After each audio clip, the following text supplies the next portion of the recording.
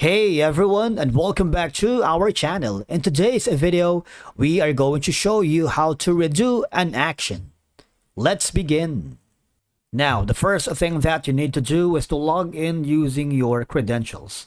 If this is your first time in Adobe Premiere Pro, I want you to click the free trial option. And from here, just follow the on-screen instructions and you're good to go. To redo an action in Adobe Premiere Pro, essentially reversing an undo action, you just have to follow these simple steps, all right? It's kind of easy, really, depending on the platform you're using, if you're using a Windows, all right, or a Mac. I'm going to show you very quickly. For example, I'm going to delete this, all right? And for me to be able to undo the action is pressing the Control plus Z, which is here in this section right here that says Control Z, right? Now, if I want to redo the action, all I have to do is going to be the shortcut, Control plus Shift plus Z, which is I'm going to do right now. Control or Command plus Shift plus Z for using a Mac, right? So we have deleted the old video right here.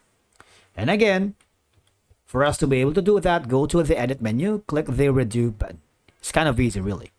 Now, remember, you can only redo an action immediately after you have undone it. If you have performed other actions after the undo, the redo may no longer be available for previous steps. It is also available on the history, but it's kind of like, for example, this right here is kind of like the undo option. For example, you might have accidentally undone something, or maybe actually wanted to keep by using the redo command. You can bring back the changes that have been done or adjusted, all right?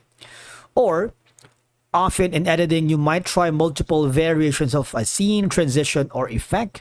So if you undo one edit to try something else and then decide the original change was better, you can basically click the redo button. It's kind of easy, really, all right?